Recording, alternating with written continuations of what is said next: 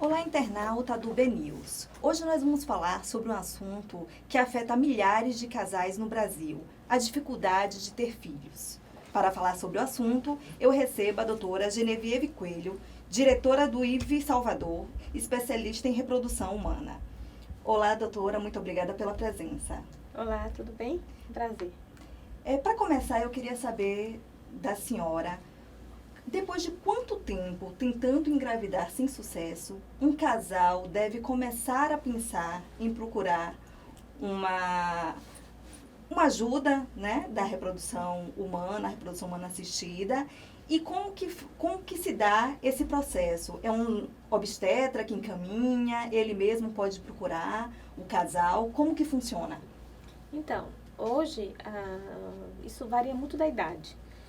E se for uma mulher jovem, que é uma mulher jovem abaixo dos 35 anos, ela já, depois de um ano tentando engravidar, se ela tem alguma dificuldade ou não consegue, ela já deve procurar. Já se for uma mulher com mais de 36 anos, 37, 40, 6 meses tentando engravidar, ela já deve procurar. E normalmente, às vezes, o próprio ginecologista ou a obstetra encaminha ela ou identifica nela algum fator que esteja dificultando, né? Identifica tem alguma patologia, um mioma, endometriose, ou faz um espermograma, faz um estudo no marido. Hoje em dia, o ginecologista já faz essa avaliação inicial e tendo identificado alguma coisa, às vezes já encaminham diretamente. E como é que inicia? Como é que os pais devem se preparar para o início de todo esse tratamento? Como que é feito esse tratamento, doutora? Primeira coisa, nós fazemos é uma investigação minuciosa do casal. Então, temos uma rotina de exames. No homem, o exame principal seria o espermograma. Com isso, nós já identificamos a contagem do número de espermatozoides, a qualidade dos espermatozoides. E na mulher, fazemos primeiro, vemos todo o aparato uterino, né? O útero, ovário, se eles têm algum problema, se tem mioma, se tem alguma tumoração, se tem endometriose no ovário. E o segundo exame mais importante, o número de óvulos que tem nesse ovário. Ou seja, o hormônio antimuleriano. O hormônio antimuleriano, ele nos dá uma ideia de como está a reserva ovariana, que todos sabem, né? Todos sabemos que com o passar do tempo, a mulher já começa a perder óvulos. Não é como o homem que produz a cada 2 meses. E com isso, a partir dos 35 anos, compromete a função ovariana, o que é o grande vilão da mulher, a idade, né? E quais são os problemas mais comuns nos casais, né? O que impede de uma gravidez normal? Quais os problemas mais comuns? Hoje, atualmente, nós estamos vivendo uma época, talvez na década de 70, 80, os problemas mais comuns eram a trompa, né? O problema na trompa, a trompa fechada, a trompa obstruída, dificultada. E antigamente, na década de 70, 80, as mulheres tentavam engravidar mais cedo, mas com a mudança, né, social da mulher, o papel, a mulher mais inserida no mercado de trabalho, ela deixa para engravidar depois dos 30, 35. Então, eu diria que hoje, o grande dilema da mulher moderna é engravidar, ter filhos ou seguir a carreira. Então, eu diria que a idade da mulher é o que mais pesa na reprodução assistida. O que nós recebemos, em média, na nossa clínica, é uma idade média das mulheres em torno de 39 anos. Isso já compromete bastante a qualidade do óvulo. 39 anos, aí a mulher já começa já está com uma carreira mais estabilizada, pensa em ter filhos, só que muitas vezes tem um problema da idade, os óvulos já não tem mais tanto óvulo como tinha antes, e a qualidade do óvulo também Exatamente. tem todo esse problema. Só que hoje também assim, a tecnologia ajuda muito nesse sentido. Existe o fato da pessoa poder congelar, não existe, Existe. o congelamento? Nós fazemos bastante isso, nós divulgamos e aconselhamos, né? Muitas mulheres que possam, ou que têm condições, ou que não acharam um companheiro, ou que não têm vontade de engravidar em torno dos 34, 35 anos, que busquem um serviço de aconselhamento reprodutivo. Eu acho que isso devia começar a existir esse hábito das mulheres, né?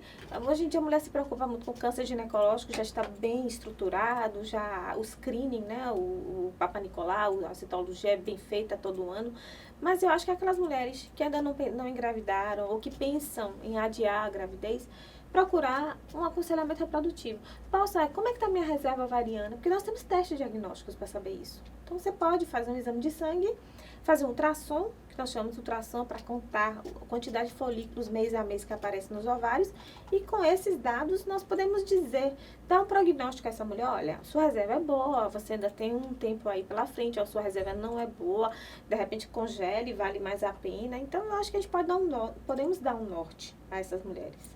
E os casais homoafetivos, doutora, que querem ter filhos, vocês também atendem esses casais? Como é que funciona todo o processo? Hoje essa demanda tem aumentado bastante, né? Depois da liberação do casamento homoafetivo. Então, hoje nós temos, diria, 15 a 20% do nosso público já é nesse sentido. Então, as mulheres homoafetivas sempre nos buscam por causa de um banco de sêmen. Então, nós utilizamos o banco de sêmen, e hoje em dia temos homens também homoafetivos. Nesse caso, eles têm que ter uma barriga solidária, que normalmente a barriga solidária é obrigatório pela normatização do Conselho Federal de Medicina, que seja parente até 3º grau, e o óvulo tem que ser de uma doadora anônima. Então, são sutilezas que nós temos que adaptar, né? Que a medicina achou para poder atender essas necessidades, essas demandas da mudança de costumes e de novas famílias surgindo por aí. E como é feita essa doação do óvulo? A doação do óvulo pode ser tanto para homens, né, homoafetivos, como também para mulheres que não têm óvulos. Nós somos, né, mulheres que ou menopausaram precocemente, ou perderam os ovários em alguma cirurgia, ou fizeram quimioterapia após um câncer e não congelaram antes os óvulos, que é uma grande indicação, é congelar óvulos antes de uma quimioterapia. Ou mulheres já com 43, 44, 45 anos, que já não produzem óvulos de qualidade.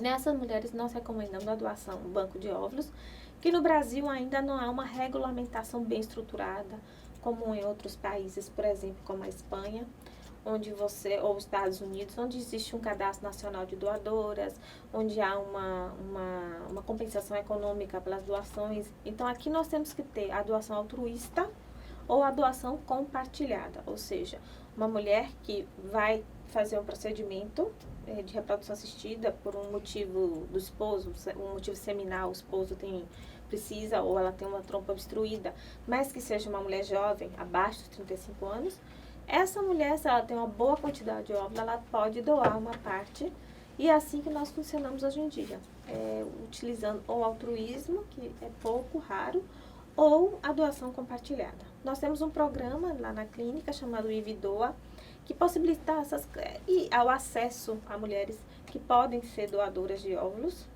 e que precisem fazer ou congelar óvulos ou fazer um tratamento de reprodução por causa de algum problema do parceiro ou dela mesmo.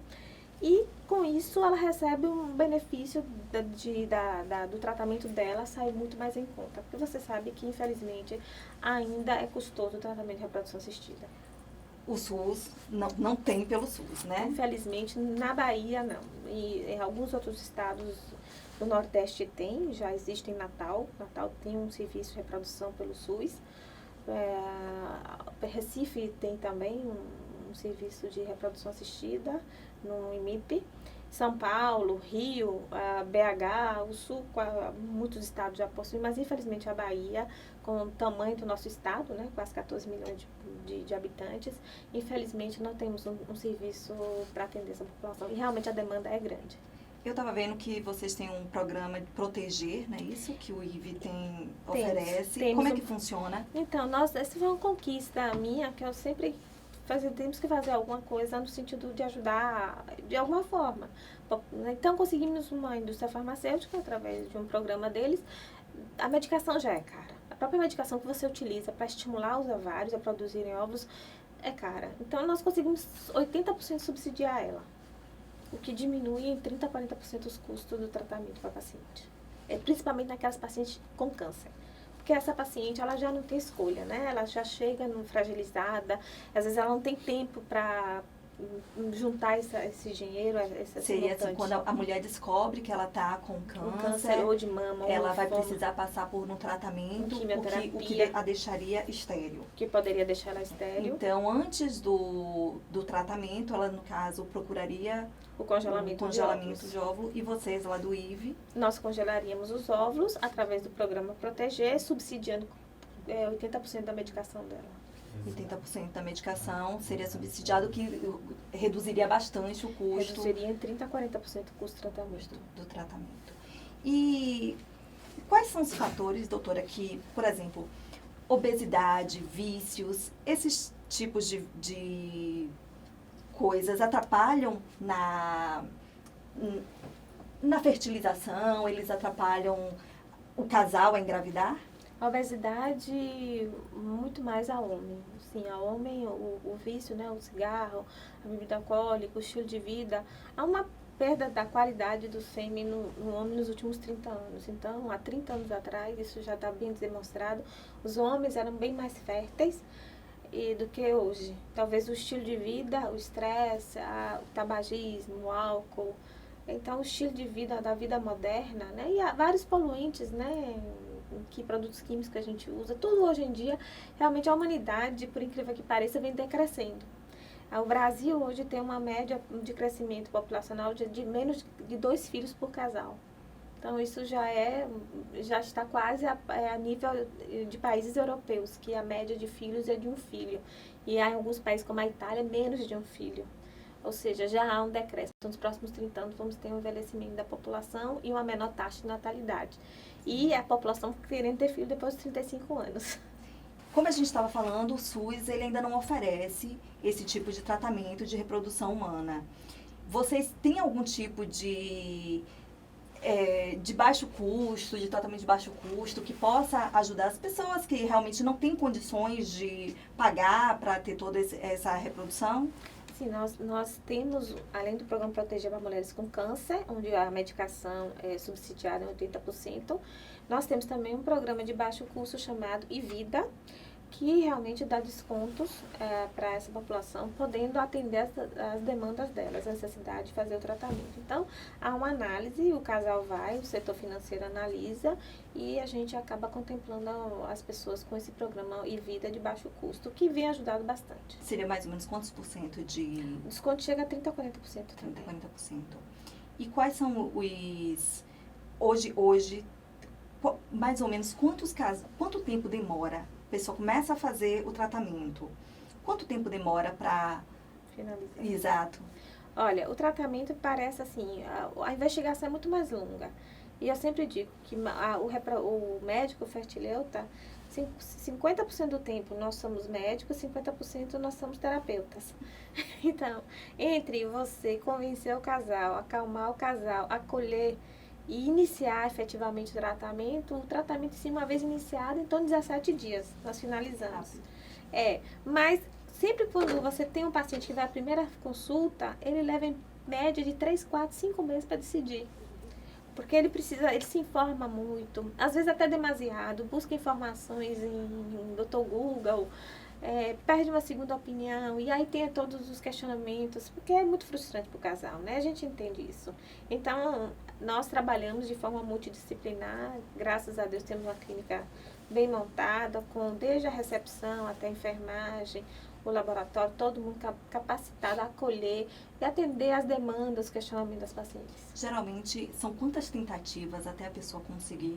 Eu sei que vai muito de cada caso, né? Mas tem uma média, assim? Sim, olha, hoje eu sempre digo, entre muitas tentativas, não são nem porque nós indicamos. Mas eu vou lhe dar um exemplo. Muitas vezes nós fazemos uma tentativa ou duas e nessas tentativas já chegamos à conclusão que o casal tem um problema no óvulo, o óvulo é ruim e tem que fazer uma doação. Muitas vezes a própria mulher, o casal não quer. E eu entendo, há uma mudança radical de paradigma se partir para um óvulo doado. Então, às vezes o casal insiste 2, 3, 4, 5 vezes. E aí, quando ele está cansado, ele parte para uma doação de óvulo na 6ª vez. Então, aí para ele foram 6 vezes, mas não fomos nós que insistimos, muitas vezes o próprio casal. Então, a gente respeita o que o casal quer e E ao mesmo tempo, tem casais não, que uma vez que a gente chega a um diagnóstico, ele diz, não, eu vou fazer isso. Reprodução é uma área que eu diria que nós sabemos hoje, em termos científicos, 50% nós sabemos, muita coisa, evoluímos muito. Desde o primeiro bebê de proveta, em 78, a Louise Brown. Mas ainda temos muito para descobrir. Porque não é fácil você juntar um óvulo, um espermatozoide, produzir uma vida no laboratório, colocar esse embrião dentro e esperar que tudo aconteça. Ou seja, entre todo esse processo, ainda, digamos, a ciência tem ainda muito que avançar. Durante o tratamento, né, quando, como você estava falando, ao colocar o embrião, né, tem todo um cuidado que a mulher precisa ter. O fato de ter todos esses cuidados acaba também inibindo as mulheres, muitas vezes, de tentarem o tratamento? Na verdade, muitos mitos, né? Não pode sair, não pode subir escada. Hoje em dia, as coisas vêm se simplificando, né? A medicina tem evoluído. Nesse sentido, a mulher, nós não pedimos que ela saia do trabalho, muito pelo contrário. Eu acho que quanto menos ela desfoca do que está acontecendo, quanto mais ela deixa a cabeça dela mais tranquila, mais fácil o embrião encontra o seu caminho. Então, na verdade, tem muito mito. Tem muito mito. O que a gente impede são coisas pequenas, sabe? Mas, normalmente, eu sempre digo às minhas pacientes, vai trabalhar, vai se ocupar, deixa a mente ocupada, que com a sua mente se desconecte, tente se desconectar, porque eu sei que é difícil, mas deixe se desconectar, porque o embrião vai achar o caminho dele. Antes da gente começar a gravar, eu estava falando com a doutora sobre uma conhecida minha, que ela teve um bebê de doação de óvulo. E eu estava falando para ela que eu acho a criança muito parecida com a minha amiga, mesmo o óvulo não sendo dela. E o que a doutora estava me explicando é que dentro da barriga existe toda uma troca, não é isso, doutora? Existe uma troca. Eu sempre digo às minhas pacientes, olha, eu vou colocar uma quantidade de células, um tronco no seu útero. Mas ele vai achar o caminho dele dentro de você. E quem vai nutrir é você, o sangue que vai circular nele é o seu, a troca de nutrientes. Então, há um imprint genético da mãe nesse embrião. É uma nova ciência. Então, claro que nós estamos tendo bebês completamente diferentes do sistema natural.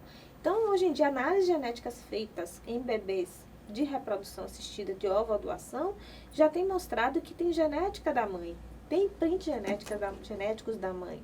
Então, isso, eu diria que essa é uma forma das mães se acalmarem, né? Não, vocês não estão mudando radicalmente a genética de vocês. Vocês que vão nutrir. A emoção que você sentir durante a gestação, você vai passar para a criança. Quem vai alimentar, quem vai cuidar, quem vai estar levando aqueles 9 meses é quem está carregando. Tá ok, doutora. Muito obrigada. Estamos chegando ao fim aqui. A senhora tem mais alguma coisa que a senhora queira falar para o nosso público, que a senhora queira dizer, né, sobre a reprodução humana? Eu queria agradecer, né, a oportunidade, e quanto mais as pessoas se informarem, né, buscarem, e dizer que o importante é muito a parte médica, mas não esquecer que atrás da medicina, a reprodução assistida é muito mais o aparato laboratorial, o avanço tecnológico é importante. Nós temos uma equipe excelente no laboratório, temos inclusive agora nós abrimos o laboratório, a nossa bióloga, ela dá uma aula sobre tudo que acontece no laboratório, que nós chamamos de jornada do embrião, para tranquilizar ainda mais esses casais que ficam às vezes inseguros, ou o que será que está acontecendo? Eles vão para o Google.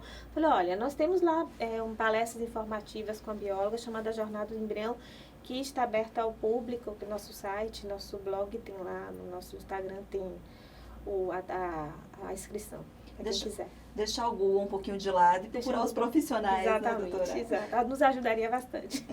Muito obrigada Obrigada pela presença. É isso aí, terminamos aqui a nossa entrevista e até a próxima.